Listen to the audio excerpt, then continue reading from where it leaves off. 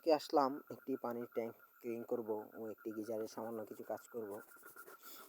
তো tank clean করার কাজটা আমি শুরু করে দিয়েছি। আর পানির অবস্থাটা তো দেখতেই পাচ্ছেন কতটা করুণ অবস্থা। ট্যাঙ্কটা ক্লিন করার জন্য আমার প্রয়োজন হবে একটি ব্রাশ, একটি স্পঞ্জ ও একটি অ্যাসিড। সেগুলো আমি সাথে করে নিয়ে আসছি। তো অলরেডি কাজটা শুরু করে দিয়েছি। আর এই ট্যাঙ্কটার বাহিরের অবস্থাটাও আসলে খুব শোচনীয়।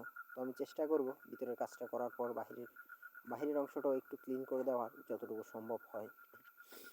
তো আমি এখন ট্যাঙ্কির পানিটা ফেলে দিয়ে স্পঞ্জ দিয়ে ট্যাঙ্কটা মুছে নিচ্ছি, কারণ এখানে যে অ্যাসিডটা ইউজ করব সেটা পানি থাকলে কাজ করে না।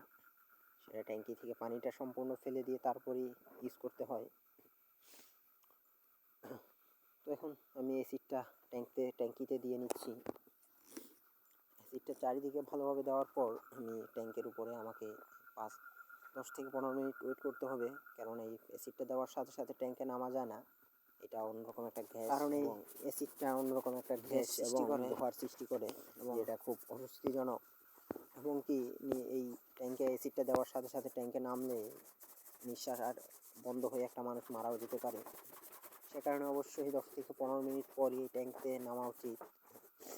তো আমি 10-15 মিনিট ওয়েট করে তারপর ট্যাঙ্কে নামলাম। নেমে এখন ট্যাঙ্কটা ব্রাশ দিয়ে ঘষে নিচ্ছি। ঘষার পর পরিষ্কার পানি দিয়ে এটা ধুয়ে ফেলে দিব। ফেলে দেওয়ার পর ওর মোটরের লাইনটা সংযোগ করে এবং আউট লাইনটা সংযোগ করে দিয়ে আমি চলে যাব। তো আমি আসলে এদিকে ইলেকট্রিক অ্যান্ড প্লাম্বারের কাজ করি।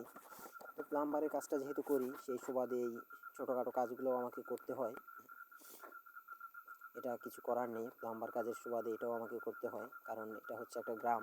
তো এখানে ভিন্ন ভিন্ন সেক্টরের জন্য ভিন্ন ভিন্ন লোক পাওয়া যায় না। এখানে যারা প্লাম্বারের কাজ করে তাদেরকে এই ক্লিনারের কাজ করতে হয়।